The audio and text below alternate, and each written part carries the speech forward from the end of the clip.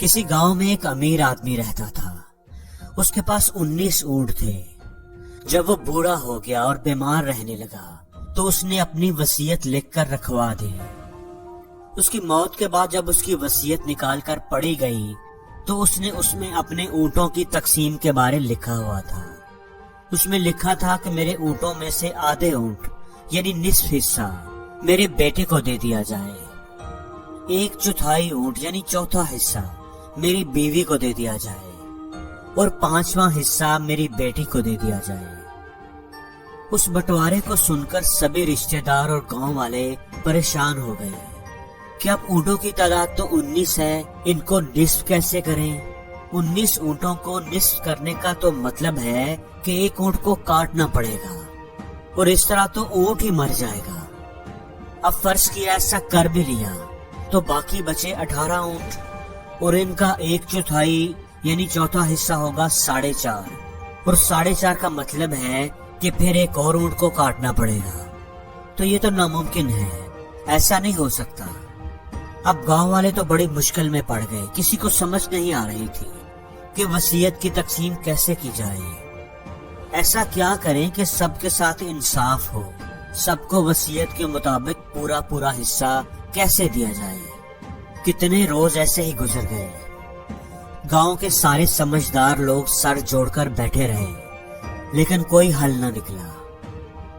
کسی نے بتایا کہ ساتھ والے گاؤں میں ایک آدمی ہے جو بڑا ہی سمجھدار ہے، اسے بلایا جائے۔ وہ آدمی اپنے اونٹ پر سفر کر کے اگلے دن اس گاؤں پہنچ گیا۔ گاؤں والوں نے اپنی ساری مشکل اسے بتائی۔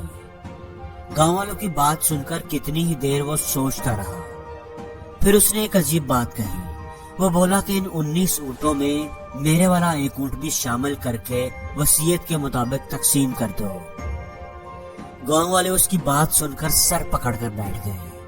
ایک تو مرنے والا پاگل تھا جو ایسی وصیت کر گیا، اور اب یہ دوسرا پاگل آ گیا ہے جو کہتا ہے کہ ان اونٹوں میں میرا اونٹ بھی شامل کر کے بانٹ دو۔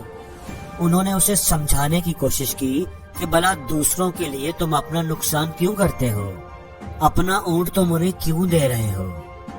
لیکن وہ آدمی نہ مانا۔ اس نے کہا کہ جیسے میں کہہ رہا ہوں آپ لوگ ویسا ہی کریں۔ گاؤں والوں نے بھی کہا کہ ٹھیک ہے تمہاری مرضی، اگر تم راضی ہو تو ہم بلا اعتراض کیوں کریں۔ اب اس بزرگ آدمی نے وصیت کے مطابق تقسیم شروع کر دی۔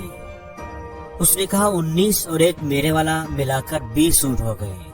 وصیت کے مطابق اس کا آدھا یعنی 10 اونٹ اس کے بیٹے کو دے دیے جائے اور 20 اونٹوں کا چوتھا حصہ ہوا 5 اونٹ، 5 اونٹ اس کی بیوی کو دے دیے جائیں۔ اب 20 اونٹوں کا 5واں حصہ 4 اونٹ بنتا ہے تو 4 اونٹ مرنے والے کی بیٹی کو دے دیے جائیں۔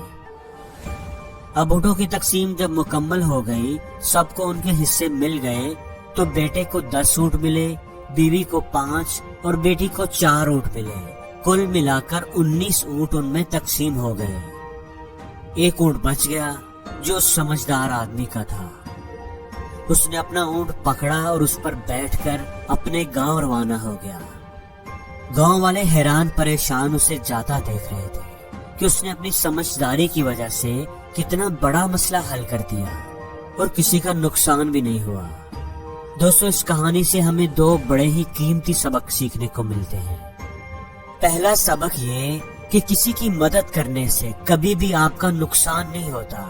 کسی کی مدد کرنے میں آپ جو بھی ایفرٹ لگائیں گے، ٹائم لگائیں گے، سرمایہ لگائیں گے، اگر آپ کی کوشش ہوگی کہ کسی کا بھلا ہو جائے تو آپ کا وہ ٹائم، وہ سرمایہ کبھی بھی ضائع نہیں جائے گا، آپ کا کبھی بھی نقصان نہیں ہوگا، وہ ہمیشہ لوٹ کر آپ کے پاس ضرور آئے گا۔ اور دوسری بات، اس دنیا میں کچھ بھی ناممکن نہیں، کوئی ایسی پرابلم نہیں جس کو حل نہیں کیا جا سکتا، کوئی ایسی رکاوٹ نہیں جس کو دور نہیں کیا جا سکتا۔ زندگی میں بعض دفعہ ہم اٹک جاتے ہیں، رک جاتے ہیں، ہمیں کوئی راستہ نظر نہیں آتا تو ہم سمجھ لیتے ہیں کہ کوئی راستہ ہے ہی نہیں، ہم گیو اپ کر دیتے ہیں، حالانکہ وہاں پر راستہ ضرور ہوتا ہے۔ ہمیں ضرورت ہوتی ہے بس ایک مختلف طریقے سے دیکھنے کی۔ اور زندگی میں ہر روز کچھ نیا سیکھو، नया सोचो, नया करो।